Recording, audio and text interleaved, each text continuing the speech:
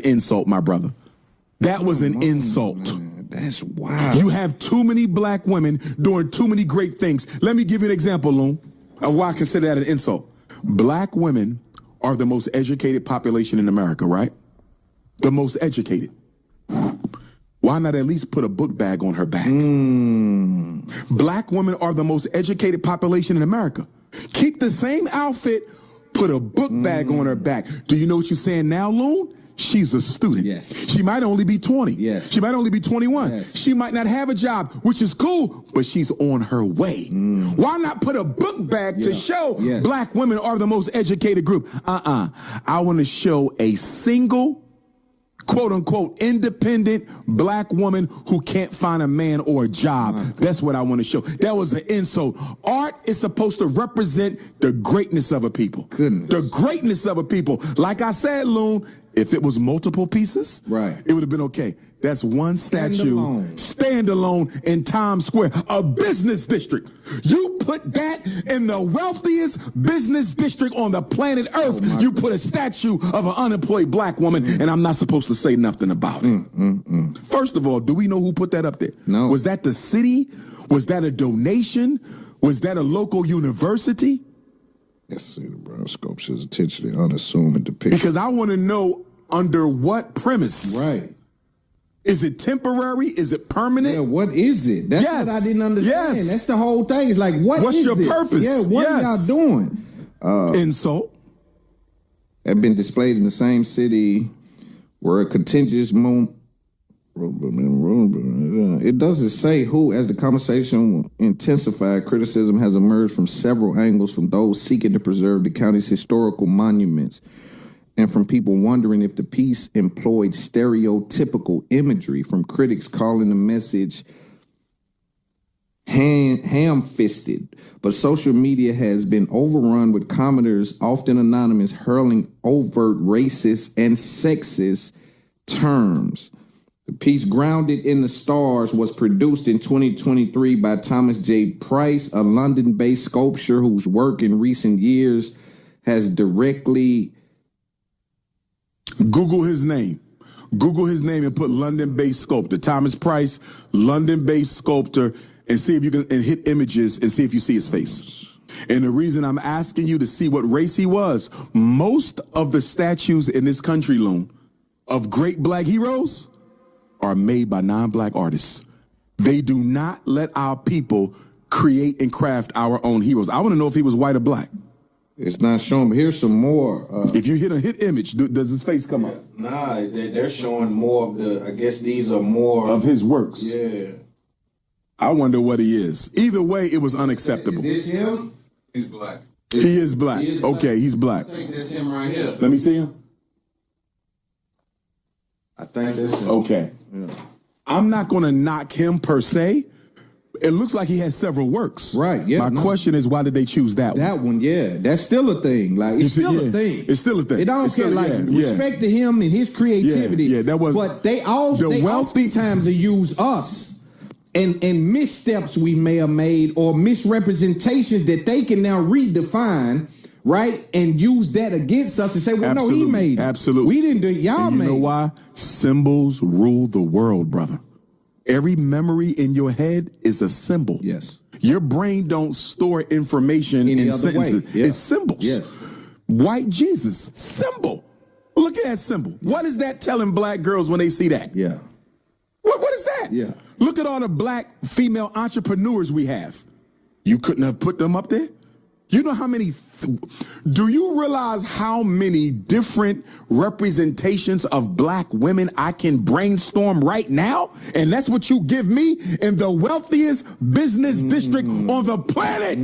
That's an insult. Yeah. They can do that to anybody they feel I'm almost certain they're coming for that. I'm almost certain. It makes sense because look at why they killed Michael Jackson. Because he wouldn't give up the publishing, the masters. The Beatles and Elvis, he didn't want to give up his cut. And he was trying to buy more. Yes, he was aggressively pursuing. And they hit him with the child molestation when he tried to buy Marvel Comics. Imagine if Michael Jackson would have executive produced Black Panther. Oh, man. Next level. Mike was a Next gangster. level. One thing about Mike and Prince, man, is so interesting because they were somewhat effeminate in their public presentation. They were gangsters in the business room, bro. Yeah. There's no rapper more gangster than Michael Jackson when it came to business. Period. There's no rapper more gangster than Prince when it come to business, bro. They was gangster. I remember, and it was back when we didn't have technology to even enforce any moves. No internet or nothing. So you had to go through them. Remember when Eminem disrespected Michael Jackson over the allegations of sex abuse? Yes. I believe that's what it was. I remember that. Mike went and bought his publishing. Michael Jackson went and bought Eminem's publishing. Bro. That's deep. That's deep. But here's the problem, though. Mike and Prince should have been collaborators instead of competitors. Do you feel me? Right. Had they worked together, Loon, they might still be here. You can't beat white supremacy alone. Right. Prince was fighting solo. Mike was fighting solo. Whitney Houston fighting solo. You see that? Yes. You got to have a team. Yes. It takes armies to defeat armies. Yes. That's damn good, though. Wow. Let me tell you something Puff should have done. If I'm a multi-billionaire mogul, especially if I know I'm doing some evil shit, Bad Boy is what? 20 years old, going on? You know the first thing Puff should have done? He should have found the 10 smartest kids in Harlem and paid for all of them to go to law school with a contract that when you graduate, you work for Bad Boy. Yeah. See, we got to start being strategic. Like that. We don't think right with the money. Bullshit, man. And the reason why does the problem with us alone, black men in particular, black women too, but especially us, our egos have been so destroyed and castrated.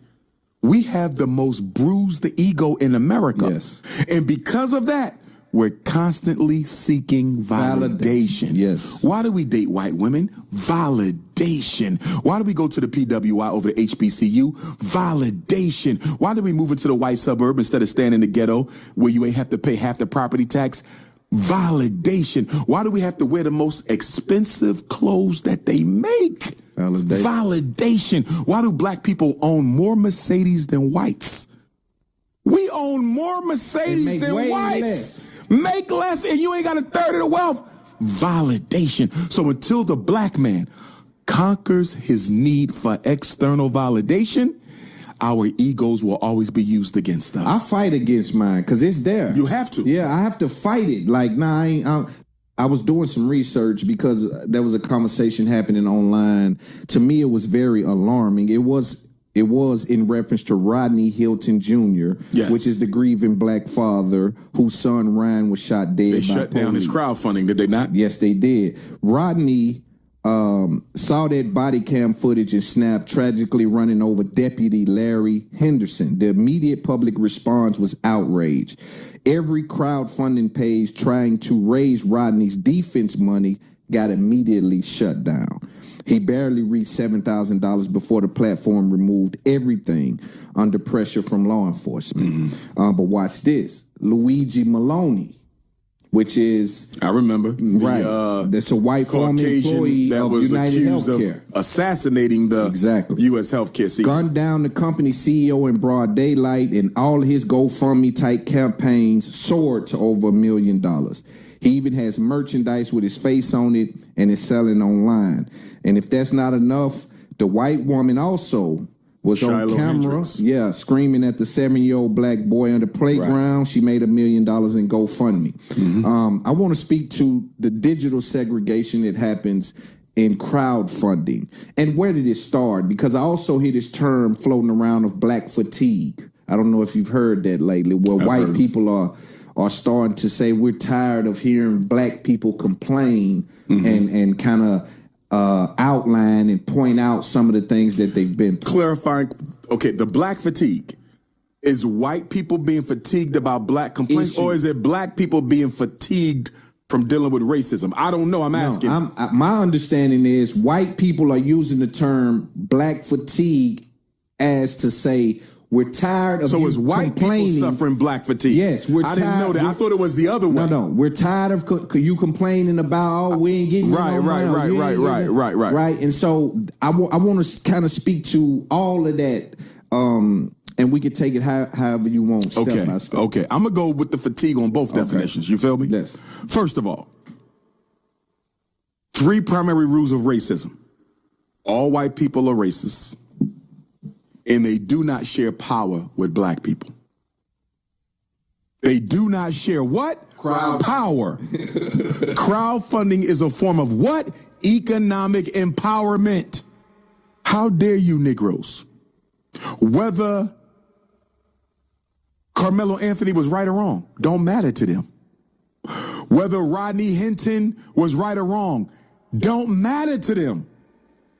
Why do you think you can come to white people and use our platform to empower yourself? The Frederick Douglass and Marcus Garvey Academy, Loon, we was a GoFundMe platform. They shut us down. Oh, they sure did. Without a reason. Why? Sure did. Because I am not going to help you build some independent black school that you're going to use to liberate and emancipate black minds so they can compete with us for power over this society. Are you crazy? The question, Loon, isn't whether or not there is crowdfunding discrimination. Of course it is. But you know what the bigger question is? After 400 years,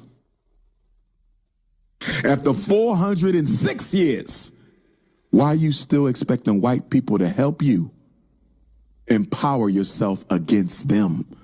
Equality is a sin. Equality is a sin. Equality eliminates white privilege.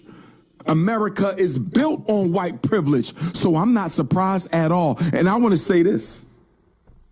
For the people who felt like Rodney Hinton was wrong in running over the quote-unquote innocent officer. Some people, Negroes included, are saying this would have only been justice if Rodney Hinton would have unalived the officer, the exact person who unalived his son. I completely disagree. Me too. You know why?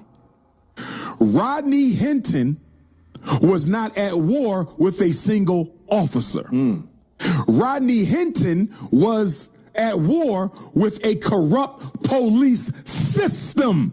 His son was not alived by a single officer. It might have been a single officer that fired the kill shot. His son was unalived by a corrupt police department with a history of murdering black people without accountability. So we are fighting institutions and systems, not individuals. Right. And also,